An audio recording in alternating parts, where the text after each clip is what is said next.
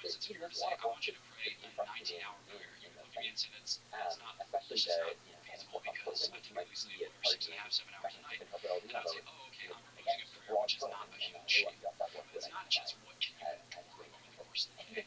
It's also like, how does prayer interface with your human life in all of its complexity? Because it's addressed to you here and now, in this time and place, in these circumstances. And I think that prayers have kind of been refined over the ages to assume certain contours which correspond to, like the calendar, which correspond to the nap time and things like that. I don't think that's accidental that prayers assume certain times or places, shapes. And I think that we often feel a kind of tension when a prayer gets beyond its ordinary shape and starts to swell beyond, like a human, let's say, contours. To give an example, I was in Canada, and we arrived at this church as teenage pilgrims. We began to pray the rosary, and then we finished it, and then it was you and others have shown over time, things like community salad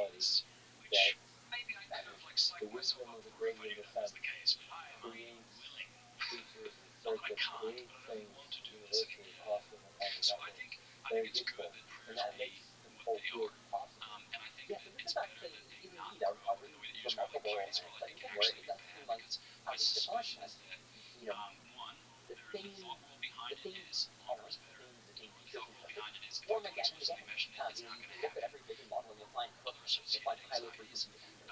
And in fact, there's some different things. It seems to form across biological neural networks and artificial neural networks. So a famous example is vision models in the early days, Debord filters, and Debord filters is something that neuroscientists are interested in talking a lot about.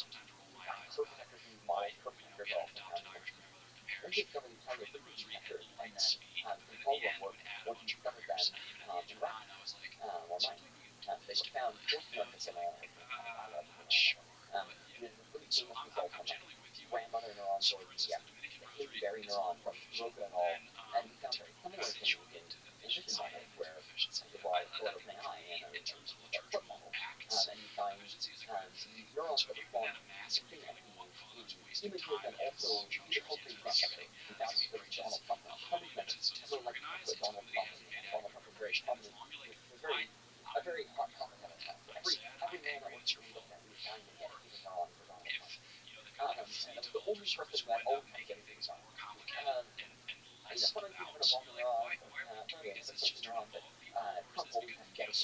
So it responds to space and the wars from all these things, right? And so it's not responding to a particular example, or like it's not responding to space, it's grasping over the general concept, right? So it's very similar to Soroka et al. So there's evidence that this whole wrong with the decisions form across both artificial and natural neural networks. That's a pretty amazing thing about it. Stuff that well, I think the thing that stuff that's a great success is that finding, the right way to cut things apart in some sense that many systems can focus on, and many different neural networks architectures can focus on. There's some natural set of, there's some set of instructions that are a very natural way to cut apart the problem, and a lot of systems don't want to focus on. That would be my kind of, I don't know, my kind of wild speculation. Yeah, that would be beautiful if it's still agnostic to the medium of the model that you perform the ones that Yeah, and it's kind of a wild speculation based on we only have some data points and stuff, but it does seem like there's some capabilities that these things form again and again, which is certainly a natural element. And the intuition behind that would be that, in order to be useful in understanding the real world, yeah, well, like, the idea of a dog, right? There's some sense in which the idea of dog is like a natural category in the universe or something like this, right? Like, there's some reason, it's not just like a good quirk of like how humans express or think about the world that we have some sort of dog. It's in some sense or like even the idea of a line, like this, like we look around us, there are lines. It's sort of the simplest way to understand this room in some sense to have the idea of a line, and so I think that would be my intuition for why. yeah, you need a curved line, you like to understand the circle, and you need all the shapes and different things. Yeah, How it gets complicated. and like maybe there are ways to describe reference to those things. Like, they're not the simplest way, they're the most economical way, or something like this. The system converge to these. Would be my wild. Can you talk through some of the building blocks that we've been referencing of features and circuits? So I think you first described in 2020 paper Zoom in the introduction to circuits. Absolutely. Maybe I'll start by just describing some phenomenon, and then we can sort of build to the idea itself. Quite a few years, maybe about 5 years to some extent, with other things, studying one particular model in section 1, which is this one key model of this state-of-the-art income scheme, and very much not state-of-the-art anymore. And this has, maybe about 10,000 neurons, and I spent a lot of time looking at this 10,000 neurons up in section 1. And one thing is, there are lots of neurons that don't have some obvious control. There's a lot of neurons in section 1 that do have really key control. You find neurons that just really control. You find neurons that really cars and car wheels and car windows and front views of dogs and dogs with long nose pieces to the right and dogs with long nose pieces to the left, and sometimes the far end, there's sort of this little field of head line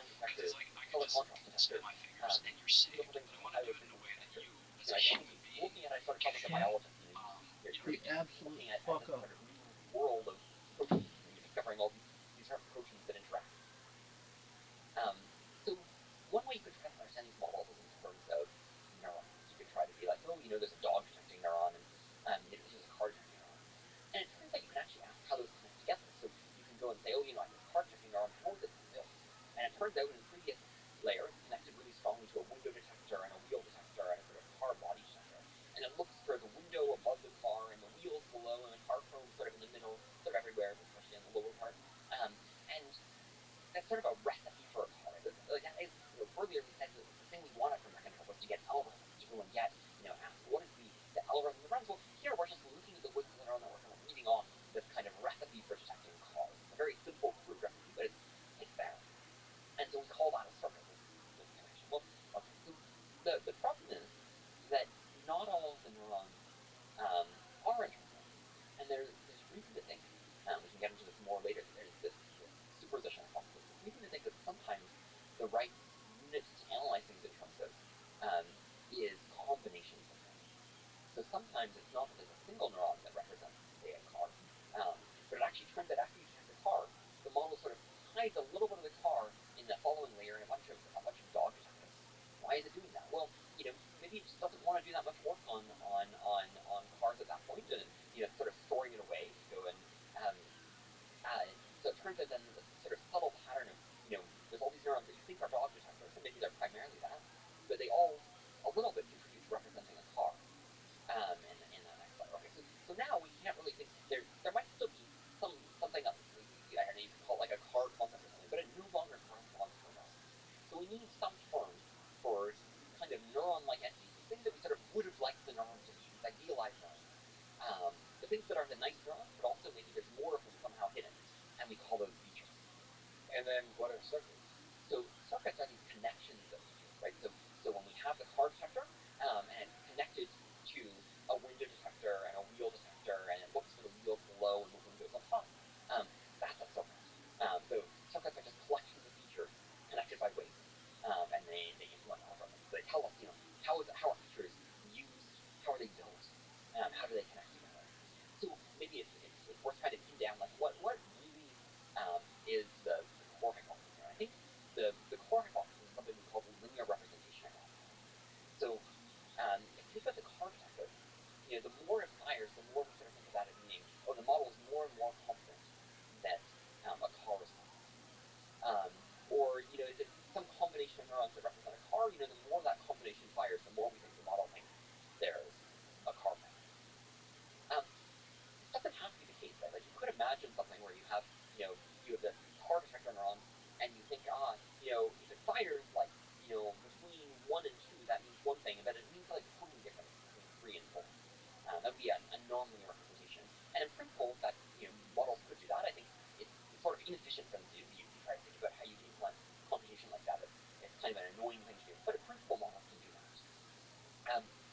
So one way to think about the features and circuits sort of framework for thinking about things is that we're thinking about things as being linear. We're thinking about there as being that if a neuron or a combination of neurons fires more, it's sort of more of a particular thing being detected, and then that gives weight a very clean interpretation as these edges between these entities of these features, and that edge then has a meaning.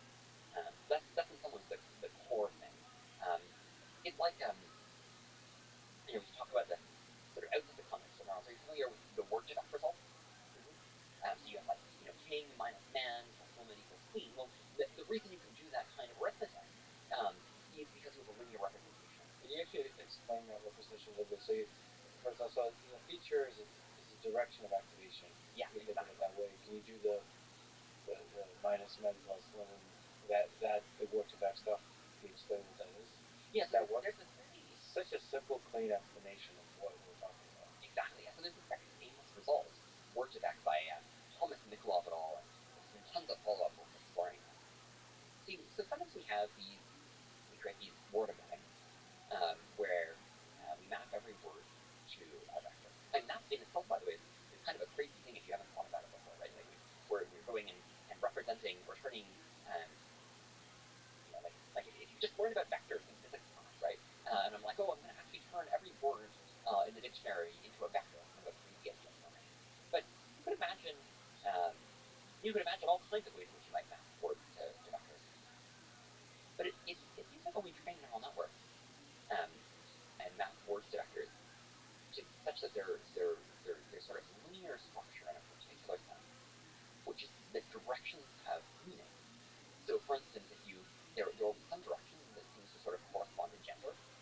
male words will be, far in one direction, and female words will be in another direction. And the linear representation hypothesis is, you could sort of think of it roughly as saying that that's actually kind of the fundamental thing that's going on, that everything is just different directions have meaning, and adding different direction vectors together can represent concepts. And the Michelot paper sort of took that idea seriously, and one consequence of it is that you can do this game of playing sort of arithmetic with words. You can do king, and you can subtract off the word man and add the word woman, and so you're sort of going and trying to switch the gender. And indeed, if you do that, the result will sort of be close to the word queen. And you can do other things, like you can do sushi minus Japan plus Italy and get pizza, or different things like this, right? So this is in some sense the core of the linear representation hypothesis. You can describe it just as a purely abstract thing about vector spaces. You can describe it as a statement about the activations of neurons. But I think it's really about this property of directions having meaning. And in some ways, even a little subtler than that, it's really, I think, mostly about this property of being able to add things together.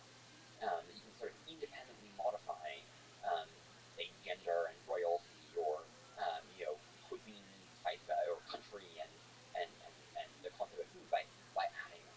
Do you think the linear hypothesis holds? Yes. Carries scales?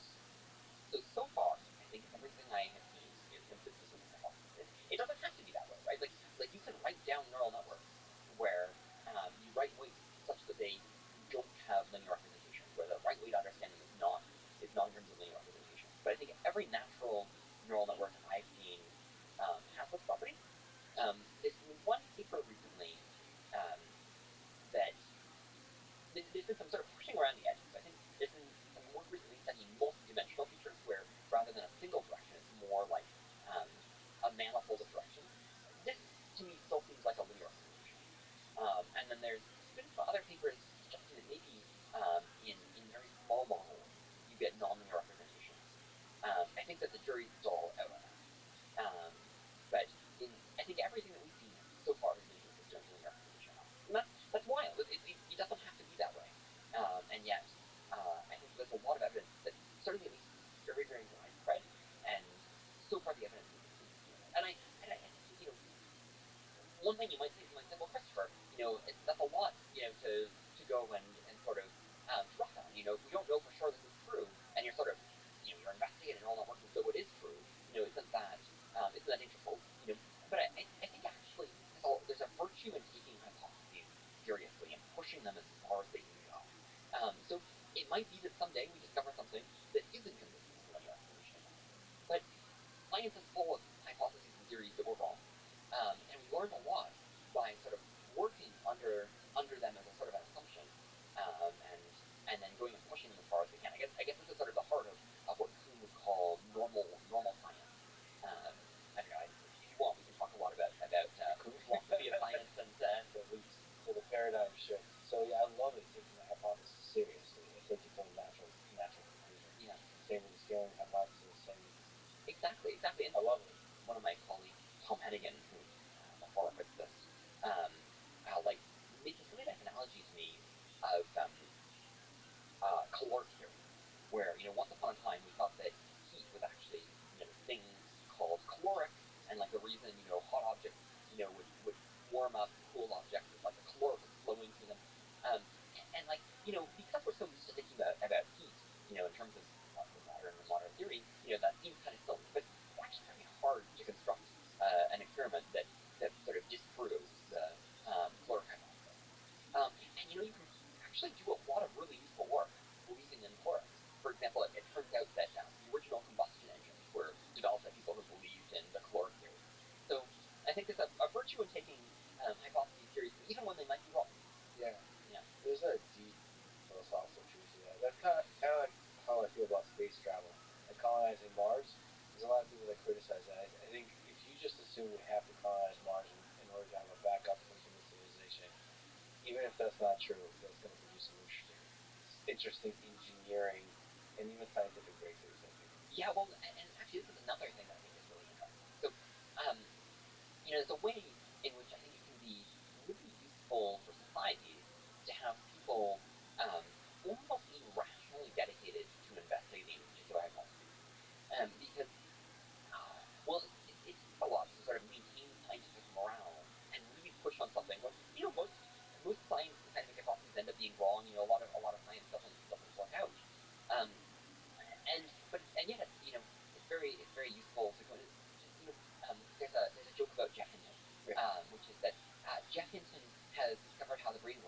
year, for the last year. Yeah.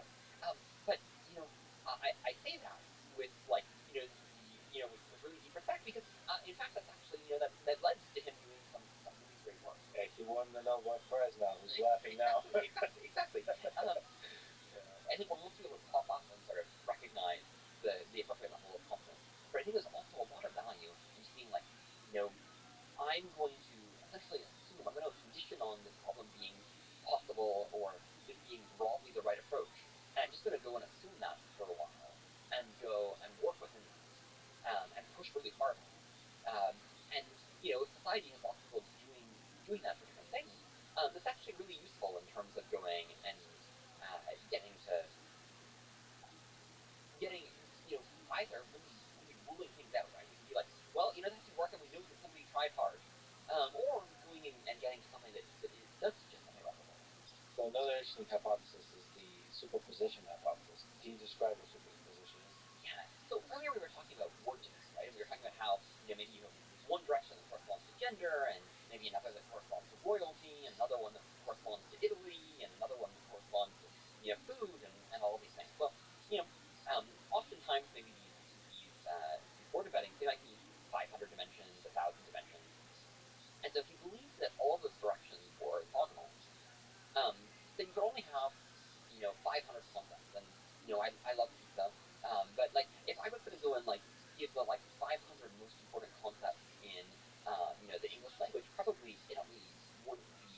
Well, it's not obvious at least that Italy would be one of them, right? Because you have to have things like plural and singular and verb and noun and adjective, and there's a lot of things we have to get to before we get to Italy. And Japan, and there's a lot of countries in the world. And so how might it be that models could simultaneously have the linear representation hypothesis be true, and also represent more things than they have directions? So what does that mean? Well, okay, so if linear representation hypothesis is true, something interesting has to be going on. Now, I'll tell you one more interesting thing before we go and we do that, which is, earlier we were talking about all these polysemantic neurons, right? These neurons that, when we were looking at inception 2.1, there's these nice neurons that, like the car detector and the curve detector and so on, that respond to lots of, to very coherent things. But lots of neurons that respond to a bunch of unrelated things. And that's also an interesting phenomenon. And it turns out as well that even these neurons that are really, really clean, if you look at the weak activations, right? So if you look at like, the activations where it's like activating 5% of the maximum activation, it's really not the core thing that is happening, right? So if you look at a curve detector, for instance, you look at the places where it's 5% active, you could interpret it just as noise, or it could be that it's doing something else there. Okay, so how could that be? Well, there's this amazing thing in mathematics called compressed sensing, and it's actually this very surprising fact where you have a high-dimensional space and you project it into a low-dimensional space. Ordinarily, you can't go and sort of unproject it and get back to a high-dimensional vector, right? You threw information away. This is like, you can't invert a rectangular matrix. You can only invert square matrices. But it turns out that that's actually not quite true. If I tell you that the high-dimensional vector is sparse, so it's mostly zeros, then it turns out that you can often go and find back the high-dimensional vector with very high probability. So that's a surprising fact, right? It says that you can have this high-dimensional vector space, and as long as things are sparse, you can project it down. You can have a lower-dimensional projection of it, and that works. So the superposition hypothesis is saying that that's what's going on in neural networks. That's what's going on in word embeddings. The word embeddings are able to simultaneously have directions to do meaningful things, and by exploiting the fact that they're operating on a fairly high-dimensional space, they're actually and the fact that these concepts are sparse, right? Like you usually aren't talking about Japan and Italy at the same time. Most of those concepts, in most instances, Japan and Italy are both obscure. They're not present at all. And if that's true, then you can go and have it be the case that that you can have many more of these sort of directions that are meaningful, features, than you have dimensions. And similarly, when we're talking about neurons, you can have many more concepts than you have neurons. So that's at a high level, superposition hypothesis. Now, it has this even wilder implication, which is to go and say that neural networks are, it may not just be the case that the representation will ever do it, but the computation may also do that good. The connections between all of them. And so in some sense, neural networks may be shadows of much larger, sparser neural networks. And what we see are these projections.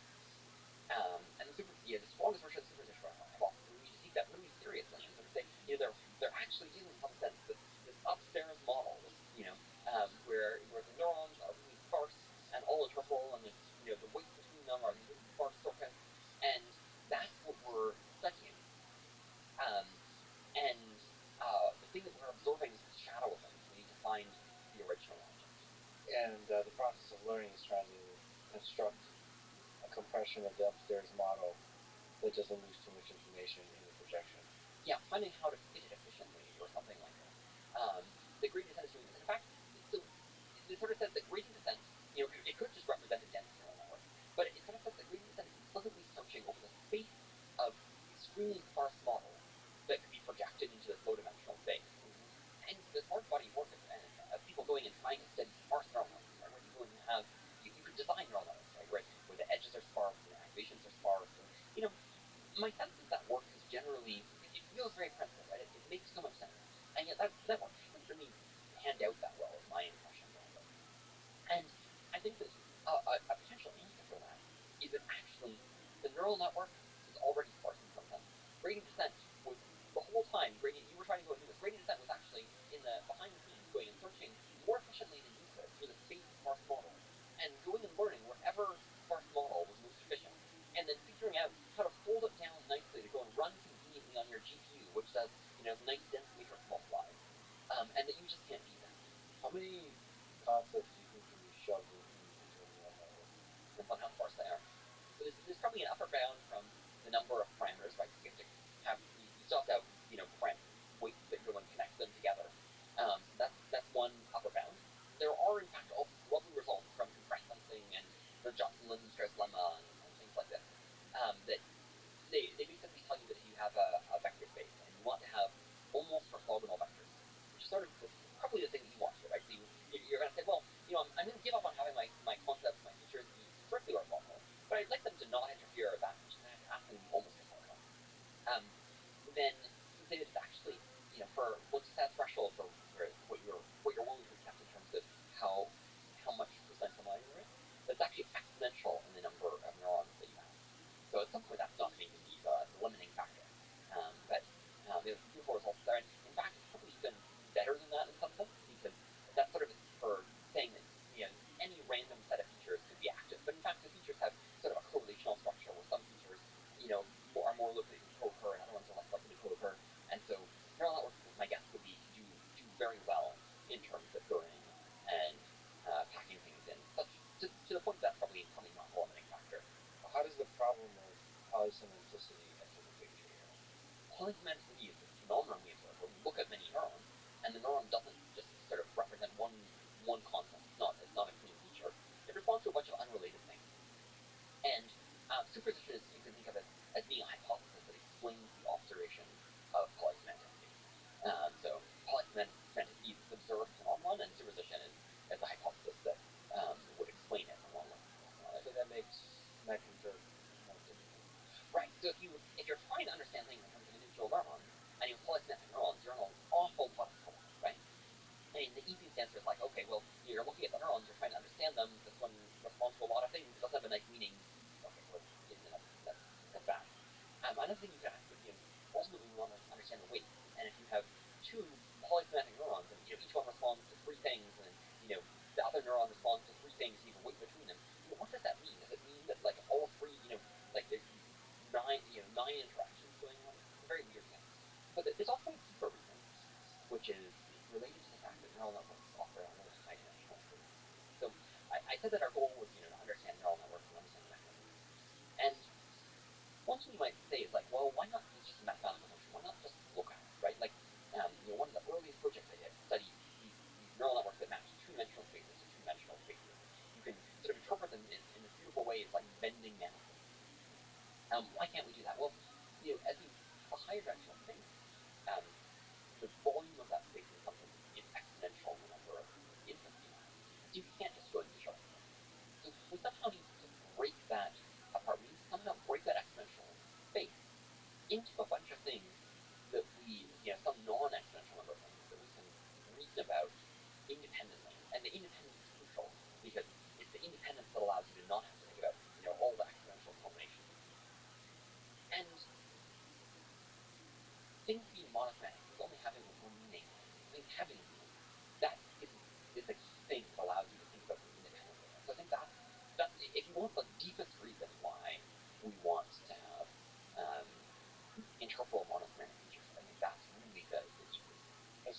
your use of words has been aiming at is how do we extract semantic features from a neural net that has wrong semantic features and all this mess. Yes, we have certain processing neural and hypothesizes what's going on in supervision. And if supervision is what's going on, there is actually a sort of well-established technique that is sort of the principal thing to do, which is dictionary learning. And it turns out if you do dictionary learning, in particular if you do sort of a nice efficient way that can sometimes sort of nicely regularizes as well, called a sparse autoencoder. You train a sparse autoencoder, these beautiful and truthful features start to just fall out where there weren't any beforehand. And that's not a thing that you would necessarily predict, right? But it turns out that works very, very well. To me, that seems like some non-trivial validation of linear representation in supervision. So with dictionary learning, you're not looking for particular kind of categories. You don't know what they are. Exactly. They just emerge. And this gets back to our earlier point, right? When we're not making assumptions, gradient descent is smarter than us. So we're not making assumptions about what's there. I mean, one certainly could do that, right? One could assume that there's a PHP feature and go and search for it. But we're not doing that. We're saying we don't know what's going to be there. Instead, we're just going to go and let the sparse autoencoder discover the things that are there. So can you talk to the toward monosemanticity paper from October last year? That had a lot of nice breakthrough results.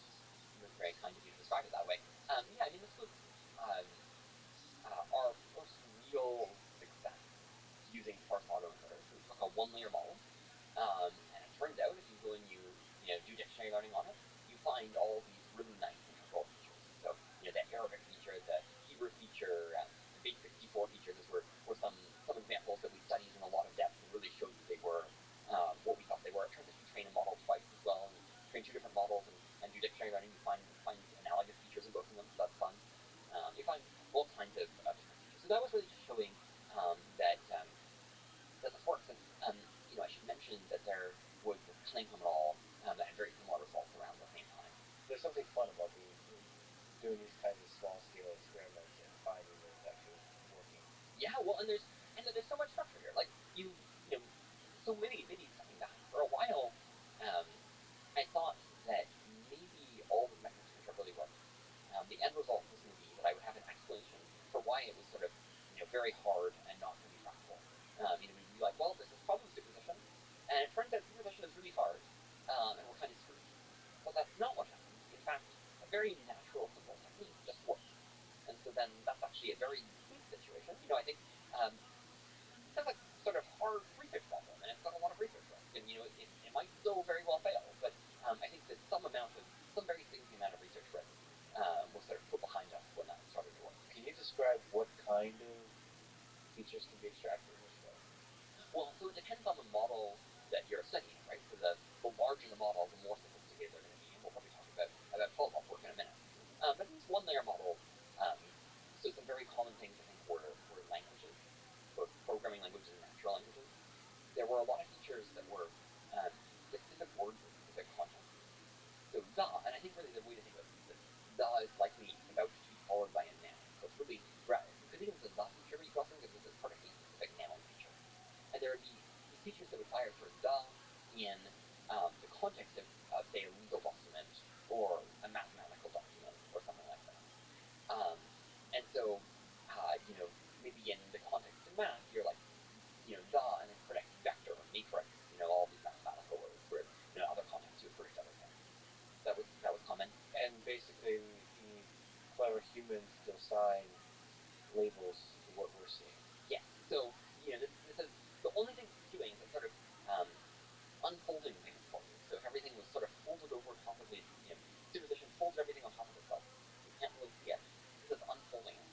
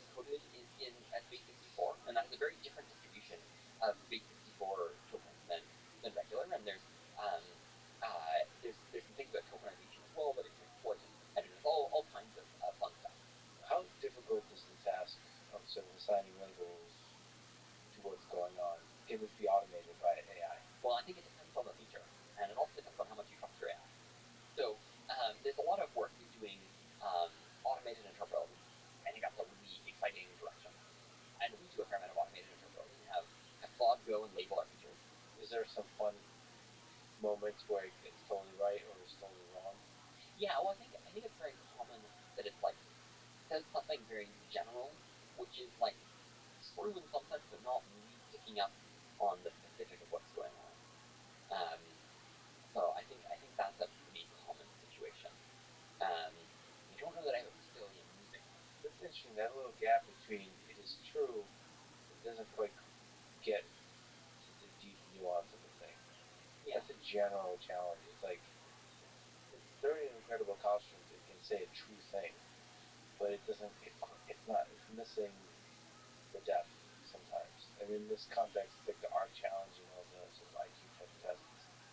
It feels like figuring out what a feature represents is a bit of a little puzzle you have to solve. Yeah, and I think that sometimes they're easier and sometimes they're harder as well. So yeah, I think that's tricky. There's another thing which I don't know, maybe in some ways this is my like aesthetic demand, but I'll try to give you a rationalization. I'm actually a little suspicious of automated reinforcement, and I think it's partly just that I want humans to understand neural networks, and if the neural network is understanding it for me, I'm not, I don't quite like that, but I do have a bit of in some ways I'm sort of like the mathematicians who are like, if it's a computer automated proof, it doesn't count. Right. They want to understand it, but I do also think that there is this kind of like reflections on trusting trust type issue, where this famous talk about like when you're writing a computer program, you have to trust your compiler, and if there was like malware in your compiler, then it could go and inject malware into the next compiler, and you'd be kind of in trouble, right? Well, if you're using neural networks to go and verify that your neural networks are safe, the hypothesis that you're testing for is like, okay, well, the neural network maybe isn't safe. And you have to worry about like is there some way that it could be screwing with you. I think that's not a big concern now, but I do wonder in the long run if we have to use really powerful AI systems to go and audit our AI systems. That actually something we can trust. But maybe I'm just rationalizing because I just want us to have to get to a point where humans understand everything. Yeah, I mean, especially that's hilarious. Especially as we talk about AI safety and if looking for features that would be relevant to AI safety, like deception and so on. So let's talk about the scaling monophenonicity paper, May 2024. Okay, so what did it take to scale this to apply to Claude that we saw it? Well, a lot of GPUs. A lot more GPUs. But one of my teammates, Tom Hennigan, was involved in the original scaling laws work. And something that he was sort of interested in from very early on was, are there scaling laws for interoperability? And so something he sort of immediately did when this work started to succeed and we started to have first autoencoders work, is he became very interested in what are the scaling laws for for making sparse autoencoders larger, and how does that relate to making the base model larger?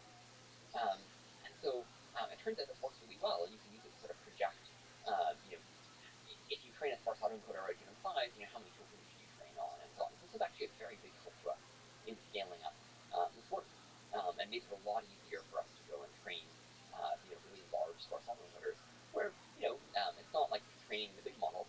It's starting to get to a point where it's actually expensive to go and train the really big ones. So you have to do all this stuff and like splitting them across large. Oh yeah, no, I mean there's a huge engineering challenge here too, right? So yeah, so there's a scientific question of how do you scale things effectively, and then there's an enormous amount of engineering to go and scale it. You have to shard it. You have to think very carefully about a lot of things. I'm lucky to work with a bunch of great engineers, but I am definitely not a great engineer. Yeah, on the infrastructure especially, yeah, for sure. So turns out, TLDR, it worked. It worked, yeah. And I think this is important because you could have imagined a world where you set out to towards monotonicity. Chris, this is great. It works on a one-layer model, but one-layer models are really idiosyncratic. Maybe there's just something maybe the linear representation hypothesis and interpolation hypothesis is the right way to understand a one-layer model, but it's not the right way to understand larger models. And so I think, first of all, the Cunningham et al. Paper sort of cut through that a little bit and sort of suggested that this wasn't the case. But scaling monotonicity sort of, I think, was significant evidence that even for very large models, and we did it on Claude 3 Sonnet, which at that point was one of our production models. Even these models seem to be substantially explained at least by linear features, and doing deep machine learning on them works, and as you learn more features, you go and you explain more and more. So that's, I think, quite a promising sign. And you find now really fascinating abstract features. And the features are also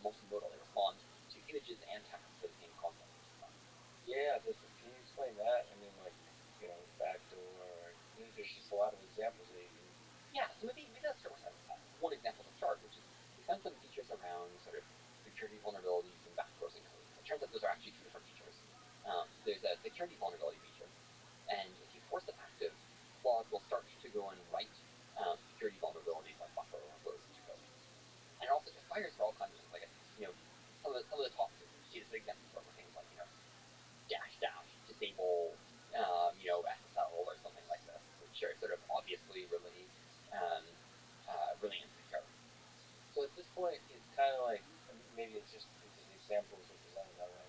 It's kind of like a little bit more obvious examples, right?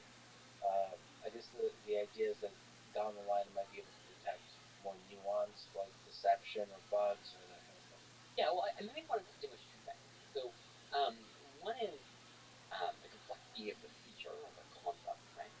And the other is the the nuance of how subtle the examples were, right? So when we show the top data set examples, those are the most extreme examples that cause that feature to activate. And so it doesn't mean that it doesn't fire for more subtle things. So the insecure code feature, the stuff that it fires for most strongly for are these like really obvious, disable the security type things. It also fires for buffer overflows and more subtle security vulnerabilities in code. But these features are all multimodal. So you could ask like, what images activate this feature? And it turns out that the security vulnerability feature activates for images of like people clicking on Chrome to like go past this website, the SSL search I think is like wrong or something like that. And another thing that's very interesting is this backdoors and code feature. Like you activate it, it goes and Plot writes a backdoor that like will go and dump your data to port or something. But you can ask, okay, what images activate the backdoor feature? It was devices with hidden cameras in them. So there's a whole apparently genre of people going and selling devices that work innocuous that have hidden cameras and they have ads about how there's a hidden camera in it. And I guess that is the newer physical version of a backdoor. And so it sort of shows you how abstract these concepts are, right? And I just thought that was, I'm sort of sad that there's a whole market of people selling devices like that, but I was kind of delighted that that was the thing that it came up with as the top image example for this feature. Yeah, it's not just multimodal, it's multi-linguist context, it's a broad, strong definition of a singular concept. So, yeah. To me, one of the really interesting features, especially for AI safety, is deception and lying, and the possibility that these kinds of methods could detect lying in a model, especially get smarter and smarter and smarter. Presumably, that's a big threat of a super intelligent model that it can deceive the people operating it as to its intentions or any of that kind of stuff. So, what have you learned from detecting lying inside models? Yeah, so I think we're in some ways in the early days for that. We find quite a few features related to deception and lying. There's one feature where it fires for people lying and being deceptive, and you force it active, and Claude starts lying to you. So we have a deception feature. I mean, there's all kinds of other features about withholding information and not answering questions, features about power seeking and coups and stuff like that. There's a lot of features that are kind of related to spooky things, and if you force them active, Claude will behave in ways that are not the kinds of behaviors you want. What are possible next exciting directions for you in the space of net control? Well, there's a lot of things.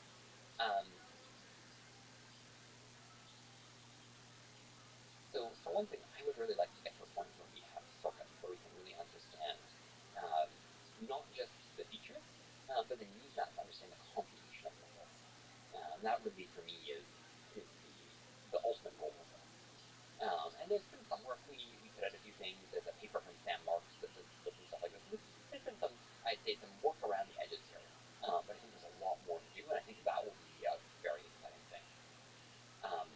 That's related to a challenge we call interference weights, where due to superposition, you just sort of naively look at whether features are connected together. There may be some weights that sort of don't exist in the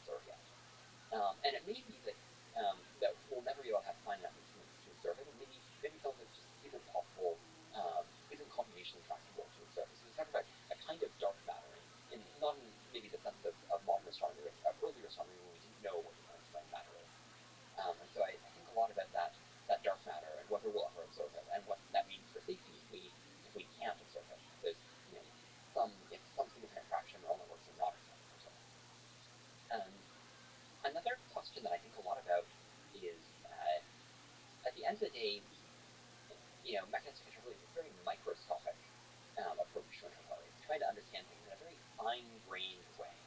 But a lot of the questions we care about are very macroscopic. We care about these questions about neural network behavior, and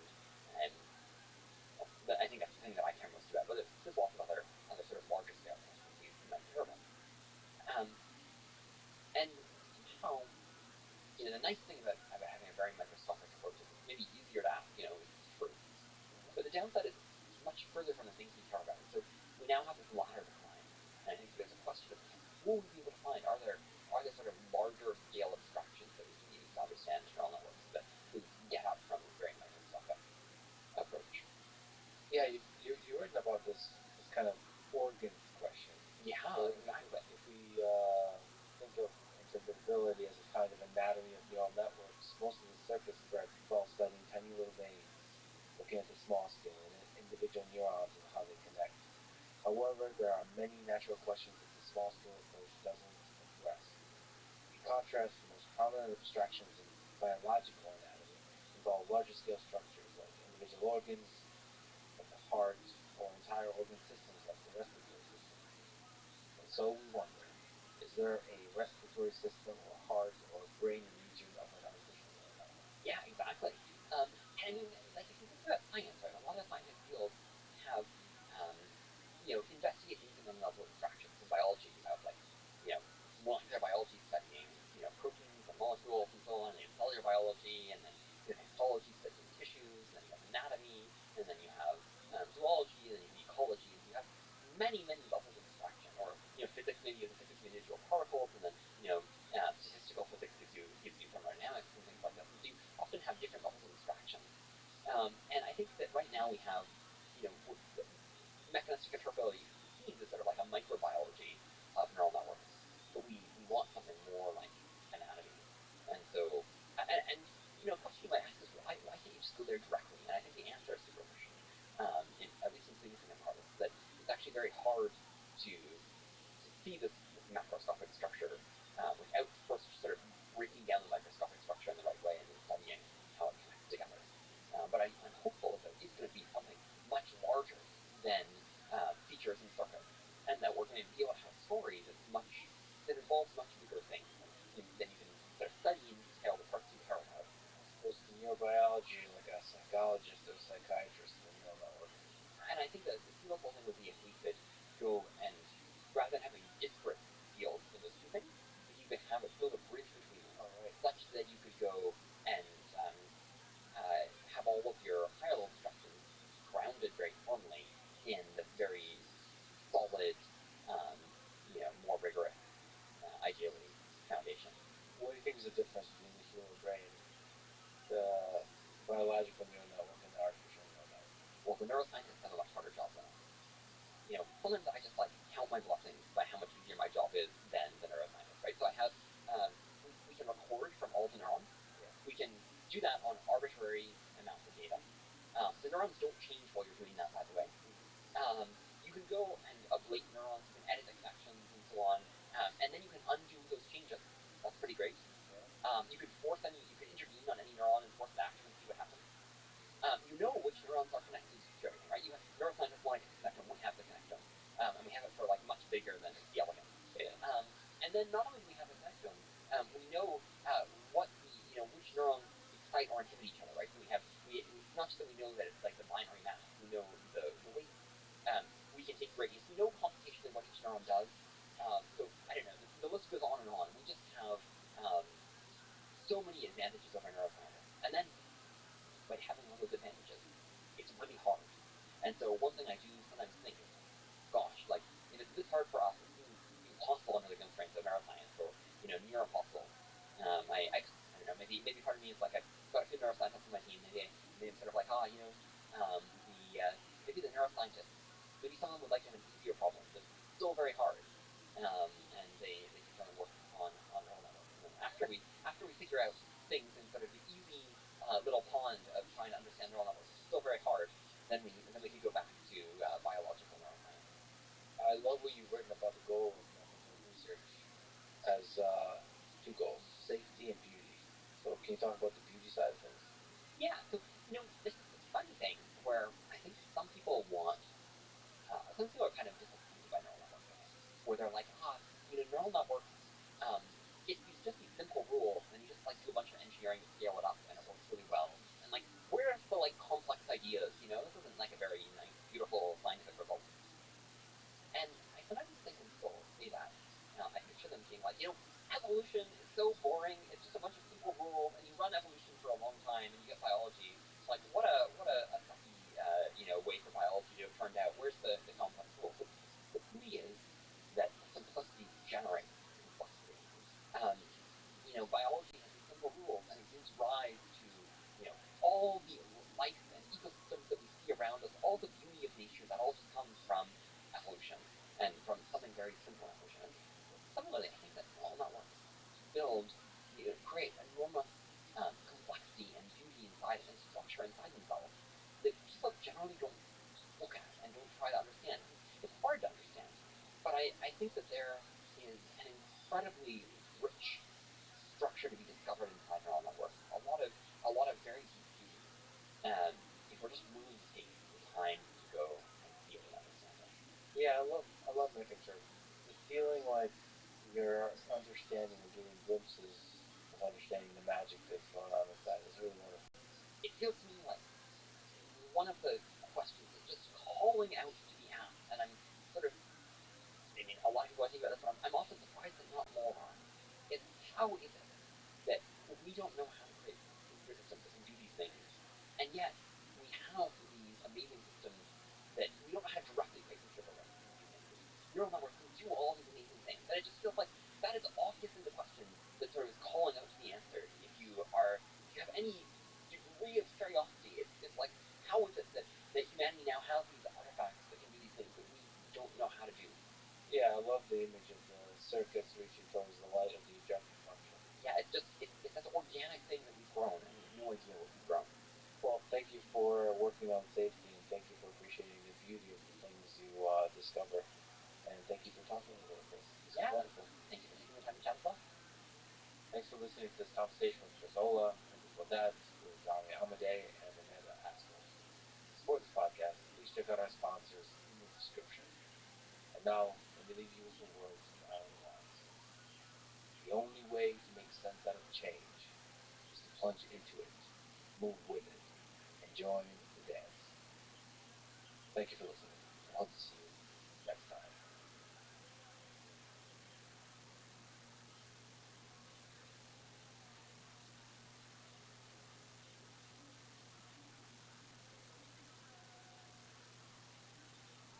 Most people, most of the time, are polite, cooperative, and kind until they're not. The following is conversation with Rick Spence, a historian specializing in the history of intelligence agencies, espionage, secret societies, conspiracies, the occult, and military history. This is a Lex Friedman podcast. To support it, please check out our sponsors in the description. And now, dear friends, here's Rick Spence. You have written and lectured about serial killers, secret societies, cults, and intelligence agencies, so we can basically begin at any of these fascinating topics. But let's begin with intelligence agencies. Which has been the most powerful intelligence agency in history? The most powerful intelligence agency in history. It's an interesting question. I'd say probably in terms of historical longevity and consistency of performance, but the Russian intelligence services, notice I didn't say the KGB specifically, but the Russian intelligence services, going back to the Tsarist period, are consistently pretty good. Not infallible. None of them are. Of course, there's a common Western way of looking at anything Russian. Very often, I think this is still the case, Russians are viewed in one of two ways. Either they are bumbling idiots, or they are diabolically clever. No sort of middle ground. And you can find both of those examples in this. So what I mean by that is that if you're looking at the modern SBR or FSB, which are just two different organizations that used to be part of the one big KGB, the KGB or its predecessors, the Cheka. You're really going back to the late 19th century and the Imperial Russian Intelligence Security Service, generally known as the Okhrana or Okranka. It's really the Department of Police, the Special Corps Gendarmes. Their primary job was protecting the imperial regime and protecting it against imperial, or rather interior enemies, revolutionaries for the most part. And they got very, very good at that. By co-opting people within those movements, infiltrating and recruiting informers, agent provocateurs. In fact, they excelled in the agent provocateur. The person you place inside an organization causes trouble, usually maneuver them into a position of leadership, and they provoke actions that can then allow you to crack down on them. That is, they sort of lure or bring the target organization into any legal or open status that it can be more effectively suppressed. They were very good at that. So good that by the early 20th century, the years preceding the Russian Revolution in 1917, they had effectively infiltrated every radical party, Bolsheviks, Mensheviks, SRs, great and small, and placed people in positions of influence and leadership. To the point that, arguably, that is, we can debate this, but I think they could largely dictate what those parties did. Nothing was discussed at any central committee meeting of any revolutionary group that the Okhrana was immediately aware of. And they often had people in positions to influence what those decisions were. Of course, that raises an interesting question, is that if they were that good and they had infiltrated and effectively controlled most of the opposition, then how did the regime get overthrown by revolutionaries? The answer to that is that it wasn't overthrown by revolutionaries. It was overthrown by politicians. That would then take us into a detour into Russian history. But I'll just leave it with this. If you look at 1917, and you look closely, this is one of the things I would always tell my students, is that there are two Russian revolutions in 1917. There's the first one in March or February, depending on your calendar, that overthrows Nicholas II. Revolutionaries are really not involved with that. Bolsheviks are nowhere to be seen. Trotsky and Lenin are nowhere to be seen. They have nothing to do with that. That has to do effectively with a political conspiracy within the Russian parliament, the Duma, to unseat an emperor they thought was bungling the war and was essentially a loser to begin with. And it was a coup d'etat, a parliamentary coup d'etat. The temporary or provisional government that revolution put in power was the one overthrown by Lenin 8 months later. And that government was essentially one dominated by moderate socialists. The government would very quickly sort of turn to the left. The guy we associate with that is Alexander Kerensky. Alexander Kerensky was a Russian socialist and politician. He was the quasi-dictator of that regime. He is the person, not the Tsar, who's overthrown by Lenin. So the revolutionaries then did not prove to be the fatal threat to the Tsarist regime. It was the Tsarist political system itself that did that. What then transpired was that the Okhrana and its method and many of its agents then immediately segued over into the new Soviet security service. So one of the first things that Lenin did in December of 1917, within a month of seizing power, since the hold on power was tenuous at best, was that we need some kind of organization to infiltrate and suppress those pesky counter-revolutionaries and foreign imperialists and all of the other enemies that we have. And so the Extraordinary Commission to Combat Counter-Revolution and Sabotage, the Cheka, was formed. Put a veteran Bolshevik, Felix Dzerzhinsky, at the head of that, someone you can politically rely upon. But Dzerzhinsky built his organization essentially out of the Okhrana. There were all of these informers sitting around with nothing to do, and they were employed. In the early 20s, the kind of rank and file of the Cheka might have been 80 to 90%. those were gradually decreased over time.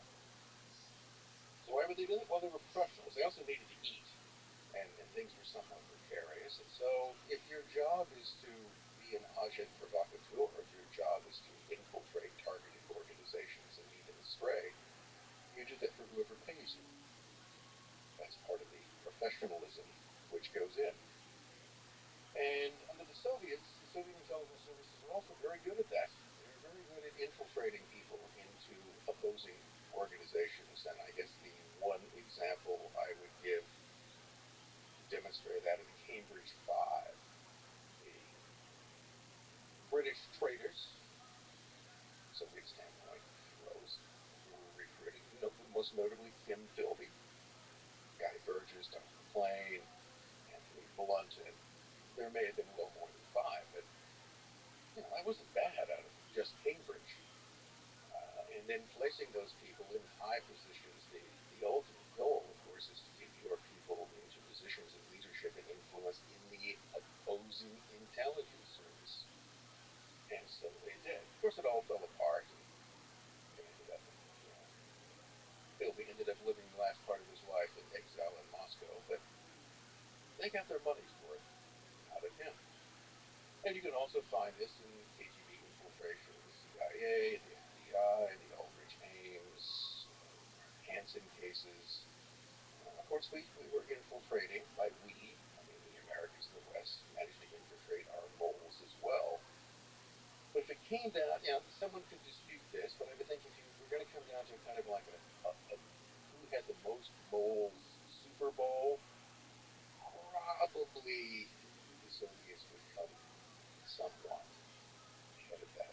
So the scale of the infiltration, the number of people, and the skill of it.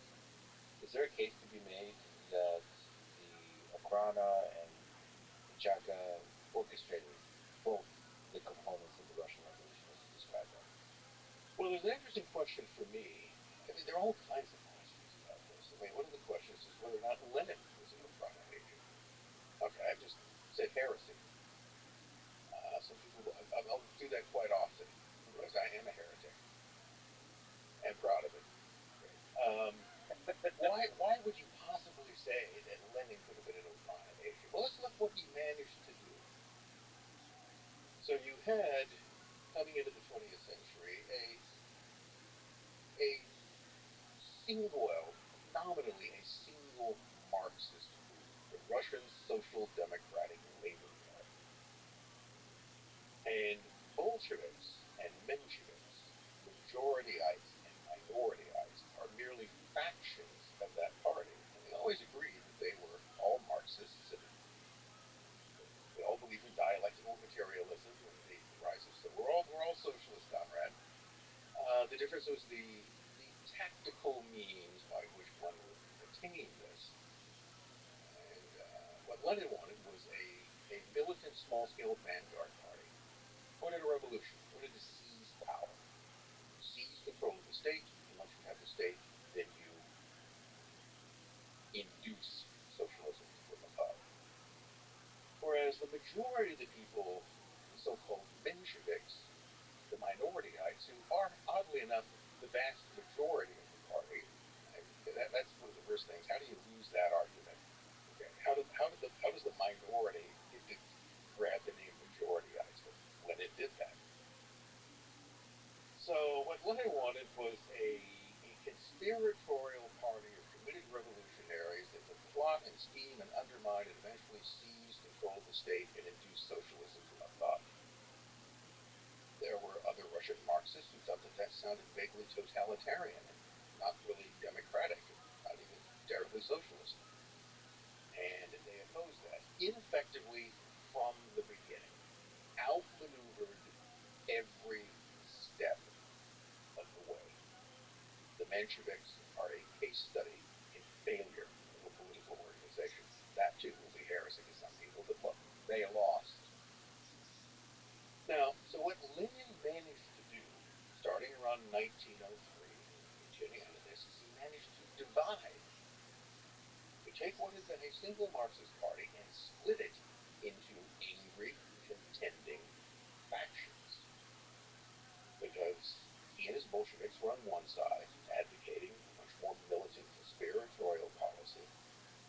The discombobulated Mensheviks were over on the other, and in between were a lot of people who really didn't know where they stood on this. And sometimes they kind of agreed, he seems to be making sense today.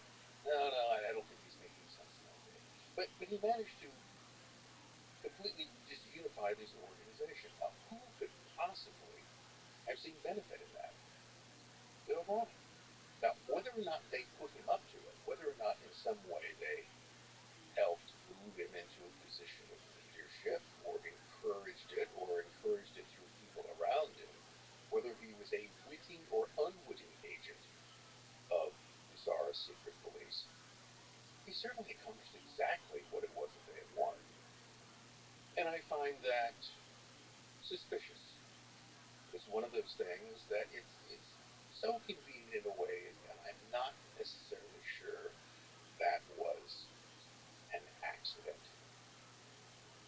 There's also this whole question to me as to what was going on within the Okhrana itself. Now, this is one of these questions when I come to it later about how intelligence agencies interact or serve the governments to which they are theoretically subordinate. They do tend to acquire a great deal of influence and power. After all, their main job is to collect information.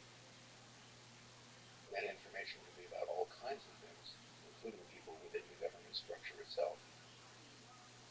And they also know how to leverage that information in a way to get people to do what you want them to do.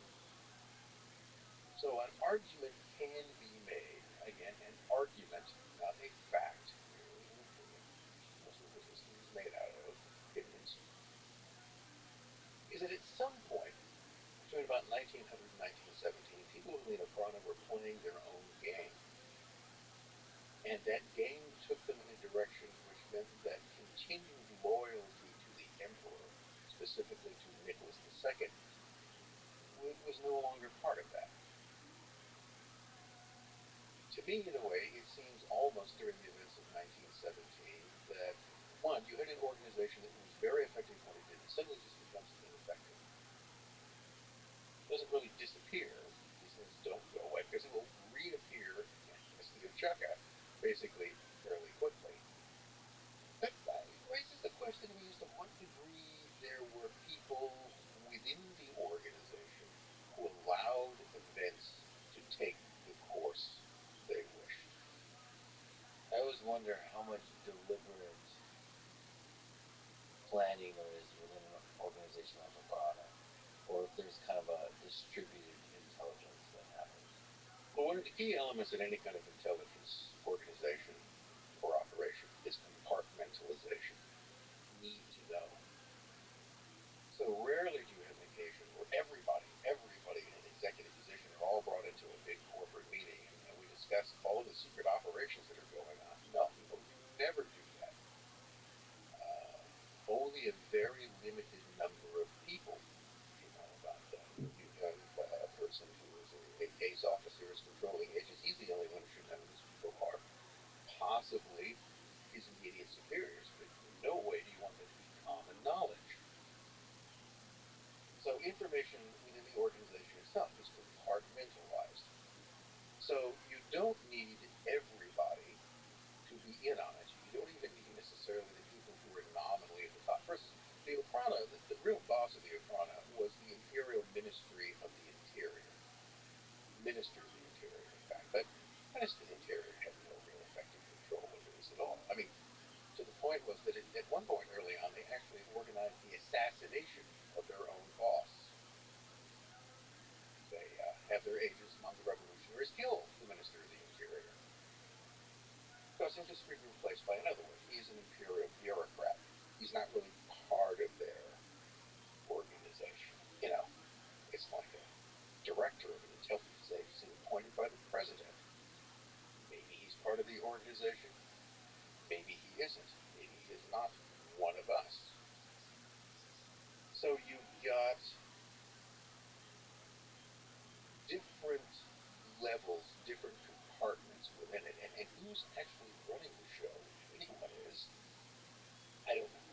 never supposed to be apparent? Well, that's a fascinating question, and you can see this with NKVD. It's obviously an extremely powerful organization that starts to eat itself, where everybody's pointing fingers internally also, as a way to gain more power. So the question is, in organizations like that are so compartmentalized, where's the power? Where's the some individual or a group of individuals will start? It seems like that's not always a trivial thing, because if you get too powerful, the snake eats that person. Well, you go back again to the founders of these secret groups, Felix Dzerzhinsky. Dzerzhinsky dies in 1926. Keels over after giving a heated speech to a party. Now, the common view, what you usually read, which was deep at the time, is that, clearly Stalin had him whacked, because anytime someone died, it was almost always it. And I think a lot of times he did. But in some cases, Stalin's probably getting blamed for things that he didn't actually do. Dzerzhinsky wasn't even opposed to Stalin, so it's not clear why he would. But this was Stalin died, obviously he was poisoned, something happened. It was an unnatural death. Somebody goes in for an operation, gets a little too much anesthesia. Stalin killed them. A canoe in upstate New York. Stalin killed them. There's actually a case about that. That itself can be kind of useful, where every time someone dies, they think you method of intimidation in that regard. But the suspicion is nonetheless there.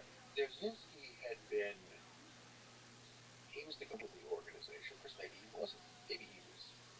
My guess would be is that if Dzerzhinsky's death was not natural causes, that he was probably eliminated by someone within his own organization.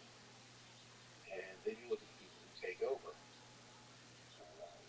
His immediate successor is Vyacheslav Menzhinsky, who's really not really a secret policeman, more kind of intellectual dilettante. If you look behind him, you'll notice the fellow is Henryk Yagoda.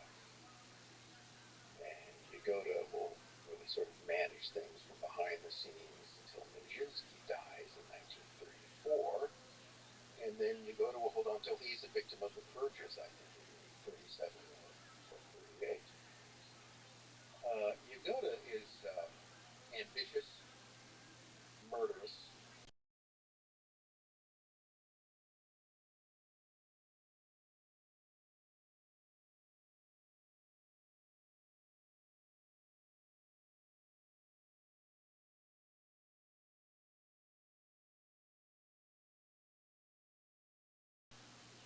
And if I was going to point the finger to anybody who possibly had Dzerzhinsky whacked, it would be him. And for the purposes simply of advancement. It's the person to look out at any kind of corporate organization is your immediate subordinate, the person who could move into your job, because more than likely that's exactly what they're planning to do. It's just one step away from the very top. Yeah. Somebody there will probably accumulate the most power. You mentioned that the various Russian intelligence agencies were good at creating agent provocateurs, infiltrating the halls of power. What does it take to do that? Well, there's an interesting little acronym called MICE, M-I-C-E, and it's generally used. I mean, it's just the way in which you would acquire. How do you get people to work for you? Well, M stands for money. You pay them. People are greedy. They want money. If you look at Aldrich Ames, he had a very, very expensive wife with expensive tastes. So he wanted money. I is for ideology. So during the 1930s, the Soviets were very effective at exploiting communists, people who wanted to serve the great cause. Even though that's initially not really what they wanted to do, because the idea was that if you recruit agents from among, let's say, American communists to compromise the party, because exactly what your enemies are going to say is that all communists are Soviet spies. They're all traitors in some way. So you would really want to keep those two things separate, but ideology was just so convenient, and those people would just work for you. do anything, betray their grandmother. They would go ahead and do that for the greater good. So ideology can be a motivation, and that can be, someone who is a devoted Marxist-Leninist. It can also be someone who's a disgruntled communist, because there's no anti-communist like an ex-communist. Okay? Those who lose the faith can become very, very useful. For instance, if you look in the case of American intelligence, the people who essentially temporarily destroyed much of the KGB organization in the U.S. post-World War II were people like Whittaker Chambers, Louis Ludenz, Elizabeth Bentley. All of those people had been Communist Party members. They had all been part of the Red Faithful. They all, for one reason or another, became disillusioned and turned rat or patriot, whichever case you may want to put in that regard. What does the C and the E stand for? The C is for coercion. That's where you have to persuade someone to work for you. You have to pressure them. So usually you blackmail them. Like if they have a gambling habit, in the old days it's very often because they were gay. Okay? Get them in situations where they can be compromised, and you can get them to do your bidding. Now, those people usually have a certain amount of control. Here's an interesting example of how the Okhrana tended to handle this. I think it's still largely used. You'd round up a bunch of revolutionaries on some charge or another, distributing revolutionary literature, running an illegal printing press. You bring a guy into the room and you say, okay, you're going to work for us. He, of course, would refuse to do so. And they go, well, if you refuse, we'll keep the rest of your comrades in jail for a while, maybe feed them with a rubber truncheon or so, and then we're just going to let you go. We're just going to put you back out on the street. And if you don't work for us, we will spread the rumor through our agents already in your organization that you are. And then what will your comrades do? How long are you going to live? So you see, you have no choice. You're ours, and you're going to cooperate with us. And the way that effectiveness would be ensured is that you have multiple agents within the same organization who don't know who each other are. That's very important. And they'll all be filing reports. So let's say you have 3 agents inside the central committee of the SR party, and there's a committee meeting, and you're going to look at the reports that, well, they all better agree with each other, right? If one person doesn't report what the other 2 do, then perhaps they're not entirely doing their job, and they can be liquidated at any time. All you do is drop the dime on them. And this was done periodically. In fact, in some cases, you would betray your own agents just to completely discombobulate the organization. And this happened in one particular case around 1908. The fellow who was the head of the chief revolutionary terrorist organization, which wasn't Bolshevik, but so-called socialist revolutionaries. Actually, the biggest revolutionary party, the SRs, are actually Marxists, more anarchists. But they went all in for the propaganda of the deed. They really liked blowing people up, carrying out quite a campaign of terrorism. The fellow who was the head of that terrorist organization was Yevno Azef. And Yevno Azef was, guess what? An Okhrana agent. Everything he did, every assassination that he planned, he did in consultation with his control. So he tried to run out his string. There was increasing suspicion of him. He was also asking for a lot more money. So the Okhrana itself arranged to have him ride it out. But what did that do? Well, what do you do in your party when you find out the chief of your terrorist brigade is a secret police agent? It sowed consternation and mistrust. Nobody in the party would ever trust any people who told you you were sitting around. I know that a fellow I wrote a biography on, Boris Sevenkov, who was a Russian revolutionary, and the second in command within the terrorist organization. By the way, the guy that wanted Azef's job so bad he could tasted. Well, on the one level, he expressed absolute horror that his boss was a police agent. And well, he should, because Savinkov was a police agent too. They already had the number two waiting in the wings to take over. But he was legitimately shocked. He didn't really suspect that. So it's a way of manipulating this. And then finally we come to the E. That, I think, is the most important.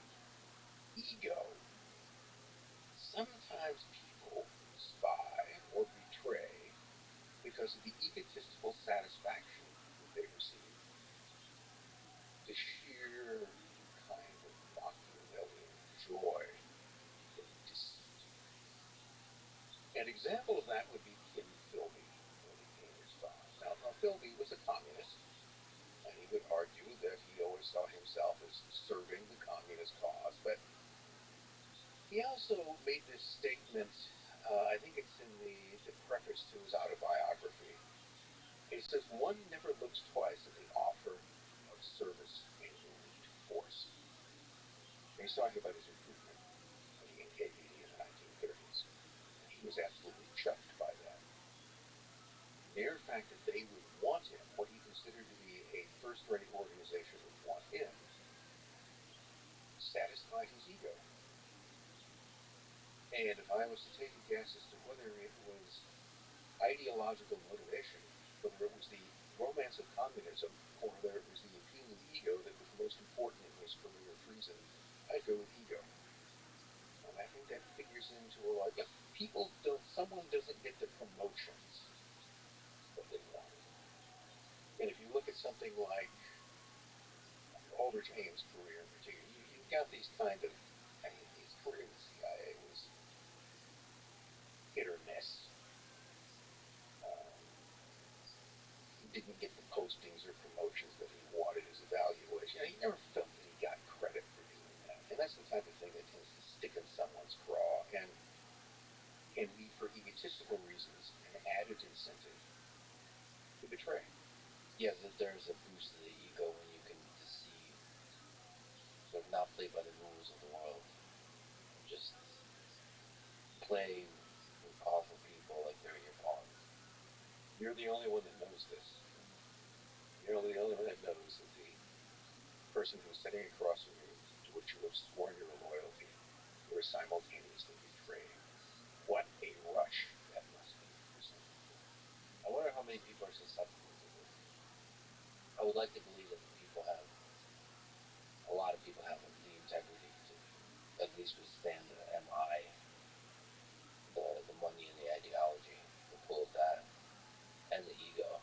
It can also be a combination of the two. I mean, you can create a recipe of these things. A certain amount of money, ego, and a little push of coercion. But if you don't, we'll rat you out. You'll be exposed. What are some differences to you as we look at the history of the 20th century between the Russian intelligence and the American intelligence, the CIA? If you look at both the Okhrana and the KGB, one of the things that you find consistent is that a single organization handled foreign intelligence, that is, spying upon enemy or hostile governments, and also internal security. That's all part of it. Whereas if you look at the U.S. models that evolves, you eventually have the FBI, who insists that he's going to be the counterintelligence force. Okay, if Tommy spies running around America, it's the FBI who's supposed to ferret them out. The CIA is not supposed to be involved in that. And the charter, the basic agreement in 1947, did not give the CIA any. It's often said they were barred from spying on Americans, which isn't quite true. You can always find a way to do that. What they don't have is they don't have any police and judicial powers.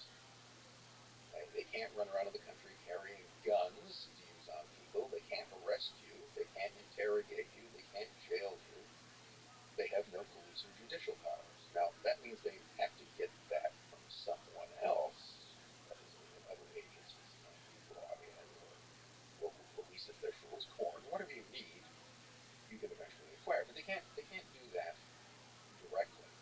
So you've got this division between foreign intelligence and domestic counterintelligence, often split between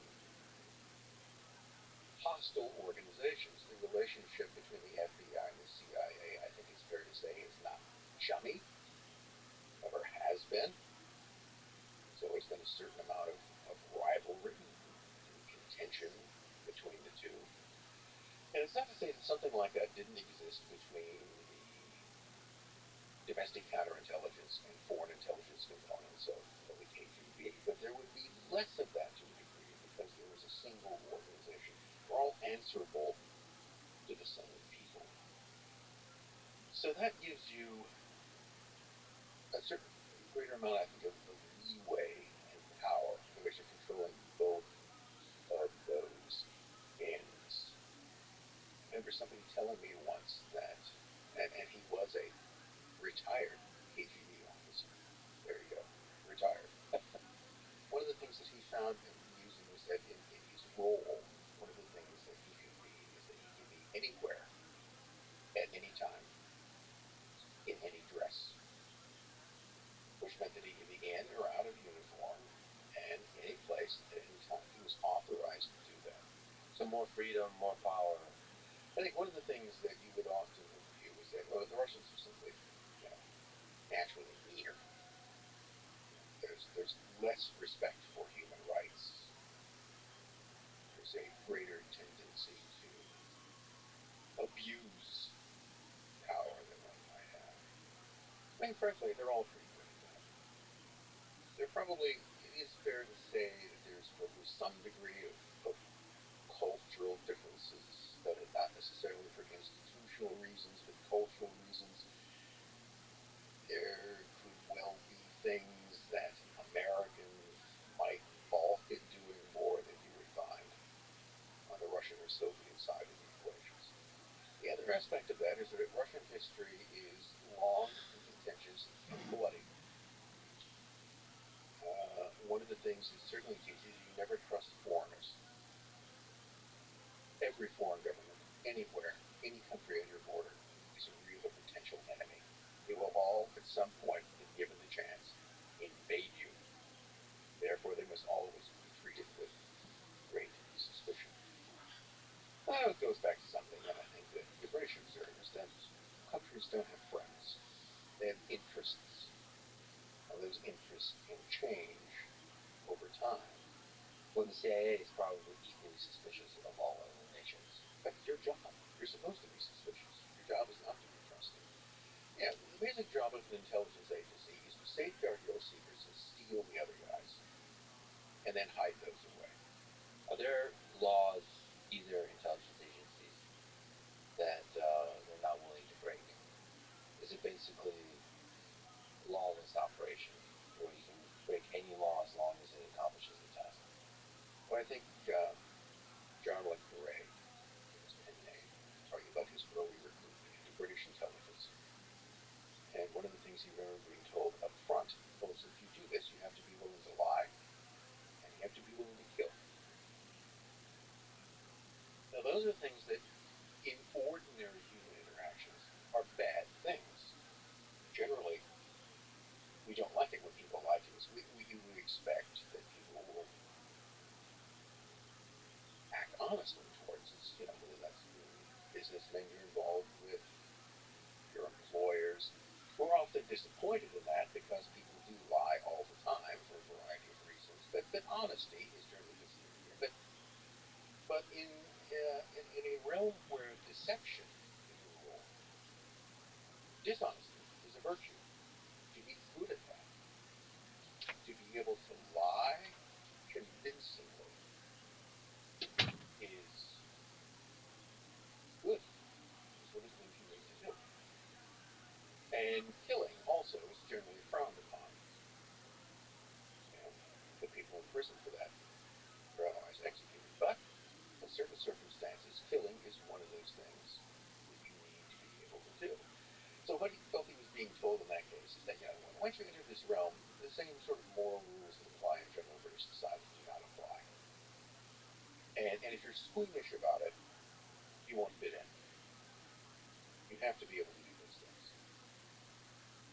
wonder how often those intelligence agencies in the 20th century, and of course the natural question extending into the 21st century, how often they go to the assassination, how often they go to the kill part of that, versus just the espionage. Let's take an example from American intelligence, the CIA, 1950s, 1960s, into the 1970s, MK Ultra. That is a secret program which was involved with what is generally categorized as mind control, which really means messing with people's heads. And what was the goal of that? Well, there seemed to have been lots of goals, but there was an FBI memo that I recently acquired, quite legally, by the way. It's declassified, but it's from 1949. So this is only 2 years after the CIA came into existence. And it's an FBI memo because the FBI, of course, very curious what the CIA is up to. And the FBI are not part of this meeting, but they have someone, they're sort of spying on what's going on. So there was a meeting which was held in a private apartment in New York. So it's not held in any kind of, it's essentially never really happened because it's in somebody's house. But and there are a couple of guys there from the CIA. One of them is Cleve Baxter. Cleve Baxter is the great godfather of the lie detector. Pretty much everything that we know or think we know about lie detectors today, they go to Cleve Baxter.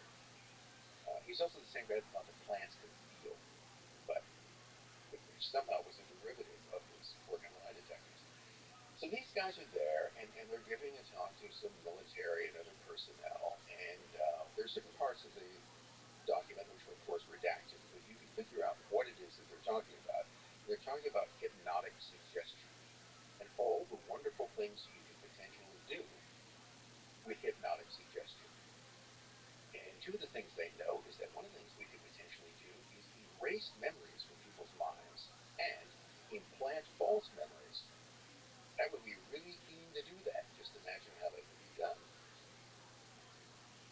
So here to me is the interesting point. We're talking about this in 1949. MK Ultra does not come along until the 1950s, although there are all sorts of, artichoke and others. Everything is sort of leading up to that. It's simply an elaboration of programs that were already there. I don't think that it ultimately matters whether you can implant memories or erase memories. To me, the important part is that they thought they could, and they were going to try to do it.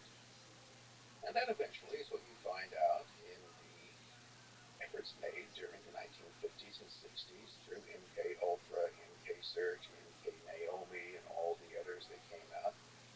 That's one of the things they're working for. And among the few MK Ultra era documents that survive, there's that whole question is that you get someone to put a gun to someone's head and pull the trigger and then not remember it later. Yeah. You could, interestingly enough. So non-direct violence, controlling people's minds at scale, and experimenting with different kinds of ways of doing that. Well, one person put it that the basic argument there, the basic thing you were after, was to understand the architecture of the human mind, how it worked, how it put together, and then how you could take those pieces apart and assemble them in different ways. So this is where hypnosis comes in, which was then still is, a fairly spooky thing. Nobody's ever explained to me exactly what it is. The idea was that could you think of the whole possibilities in this case, could you create an alternate personality and use that alternate personality in an agent role, but then be able to turn it on and off? So if subsequently the person which that personality inhabited was captured and interrogated, tortured, and their fingernails torn out, they would have no memory of it. They couldn't give any kind of secret away because it was embedded in some part of their brain where there was a completely different person. I mean, you can just imagine the possibilities that you can dream up. And again, it's not, I think, the question as to whether that is possible or whether it was done. suspect that both of those are true, but that you would try to do it. Then imagine the mischief that comes out of that. And one of the big complaints from a legal standpoint about NK-ultra-arrest is that you were having medical experiments, essentially, being carried out on people without their knowledge and against their will, which is, a no-no. Yeah, the fact that you're willing to do medical experiments says something about what you're willing to do. And I'm sure that same spirit, innovative spirit, persists to this day. And maybe less so, I hope less so in the United States, but probably in other intelligence agencies in the world. Well, one thing that was learned, and the reason why most MK-Ultra and similar records were destroyed on the order of the early 70s, around the time the CIA became under a certain amount of scrutiny. The mid-70s were not a good time for the agency because the church began to come back. These assassins, people were asking lots of questions, and so you need to dump this stuff because you're committing crimes against American citizens. So let's eradicate it. And the important lesson to be learned is that never do this type of thing again, where at least in any way in which the agency's direct fingerprints are placed on it. You can pay people. You can subsidize research. You can set up venture capital firms. They got plenty of money. And you can funnel that money into the hands of people who will carry out this research privately. So if something goes wrong, you have perfect deniability. On the topic of money, ideology, coercion, and ego, let me ask you about a conspiracy theory. So there is a conspiracy theory that the CIA is behind Jeffrey Epstein.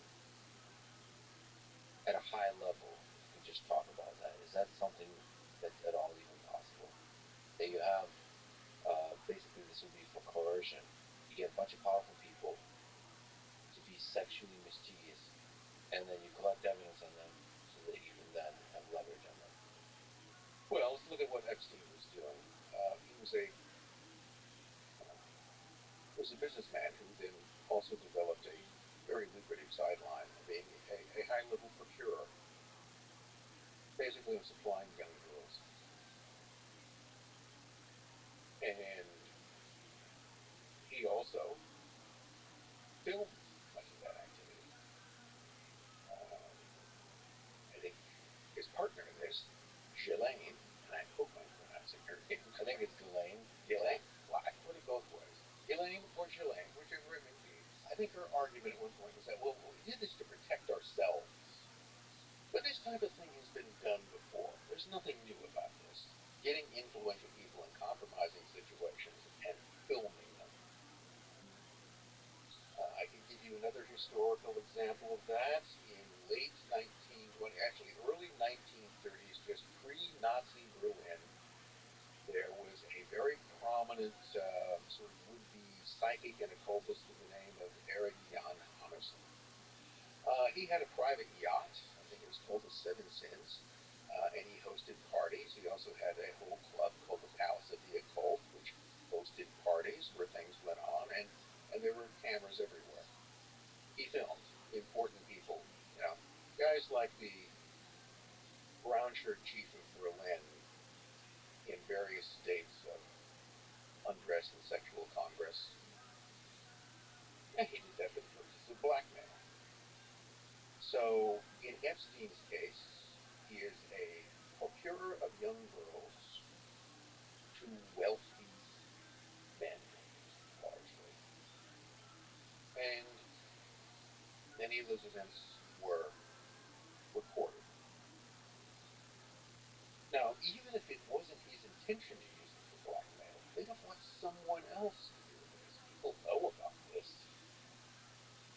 So you can raise a question, is this not, Epstein is just kind of a greedy pervert.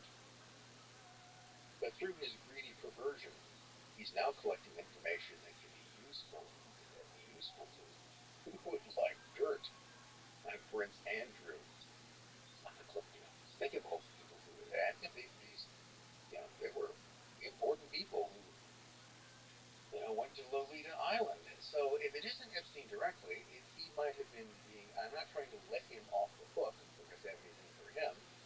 was either running his own blackmail business or someone was using him as a means of that. I mean, I think we're kidding ourselves if we try to pretend that's not what was going on. So you think even American intelligence agencies would be willing to swoop in and take advantage of a situation like that?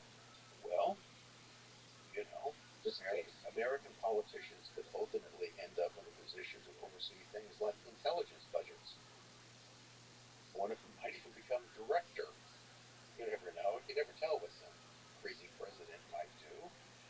It could be one of the guys who understood the part was J. Edgar Hoover. J. Edgar Hoover spent a long time collecting dossiers of politicians.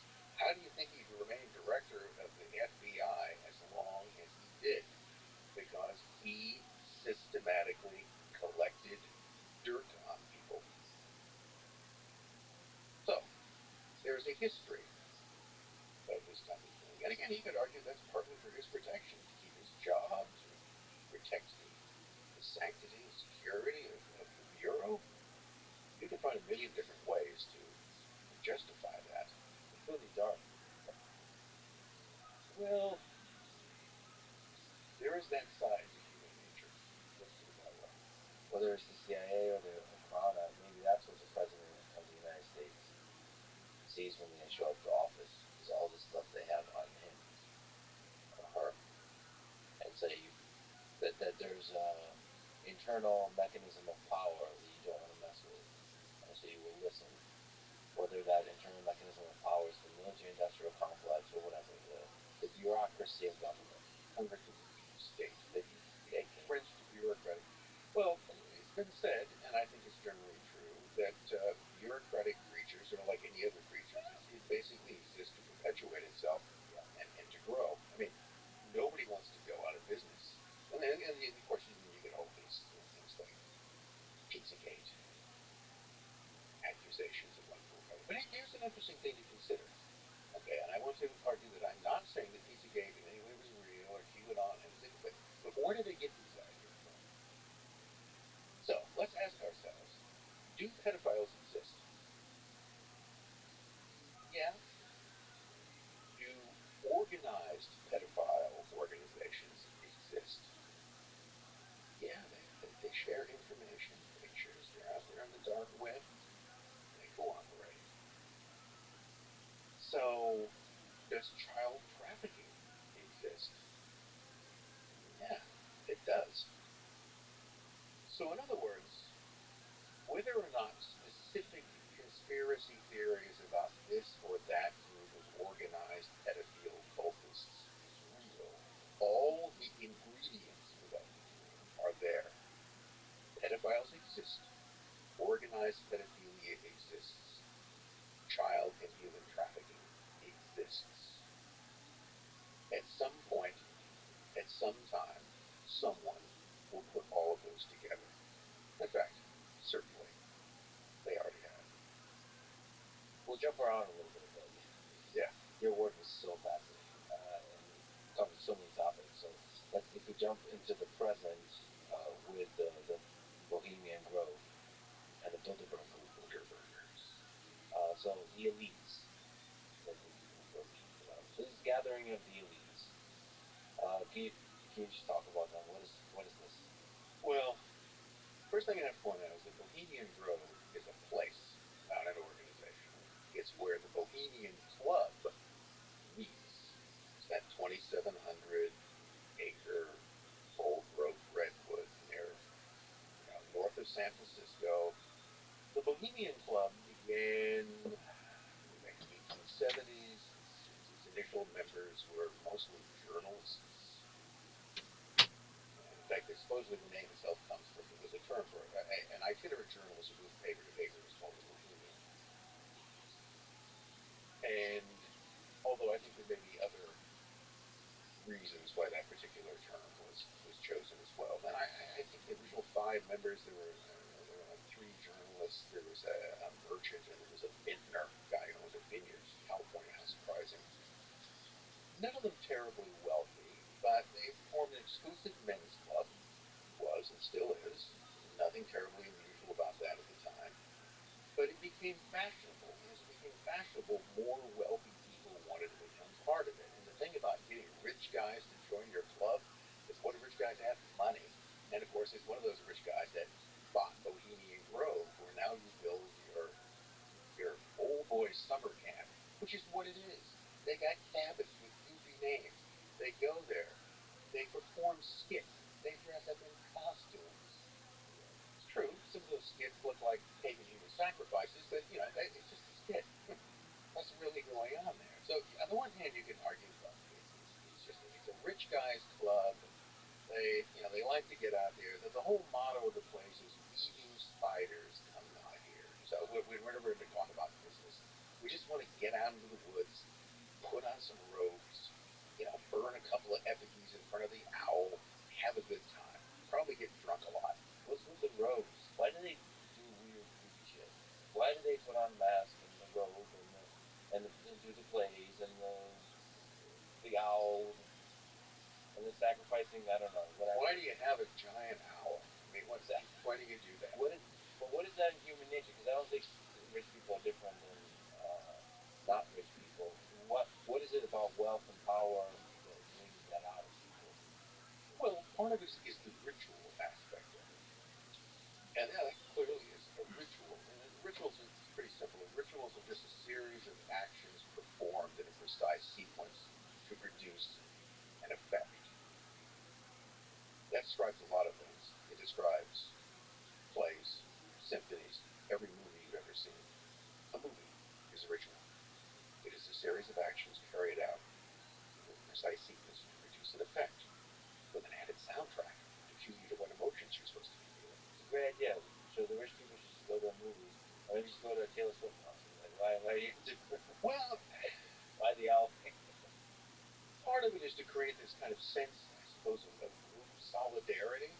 You're all going to appear, and also a way of sort of transcending yourself in a way. When you put on the robe, it's like putting on a uniform. You were in some way a different or more important person. It's a ritual. Okay, the key ritual at Bohemian Grove is a thing called the cremation of care. Cremation, and that's what it's supposed to be. It's these, we're going to put all of our, we're rich, important people. We have to make all of these critical decisions. Life is so hard. So we're going to go out here in the woods and we're going to kick back. We're all going to gather around the lake and we're going to carry, it's wicker. It's not a real person. And we do that. And then we're going to, this is the cremation of our care. It's a ritual which is meant to produce a sense of solidarity and relief among those people who are there. The question that comes down with the rituals is, how seriously do you take them? How important is to the people who carry them out? And the interesting answer to that is that for some people it's just boring. I mean, there are probably people standing around the owl who think this is ridiculous and can't wait for it to get over with. There are other people who are kind of excited about it and get caught up into it. But other people can take it very seriously. It's all a matter of the intention that you have about what the ritual means. And I don't mean to suggest by that that there's anything necessarily sinister about what's going on. But it is clearly a ritual carried out for some kind of group reinforcing purpose. And you're absolutely right. You don't have to do it that way. That's not. I've gone to summer camps, and we never carried out mock sacrifices in front of an owl. We did all those other things. We didn't even have any robes either. So it goes beyond merely a rich guy's summer camp, although that's an aspect of it.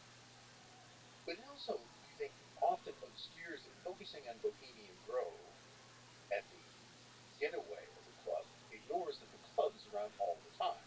That's what's at the center of this. It is the club and its members.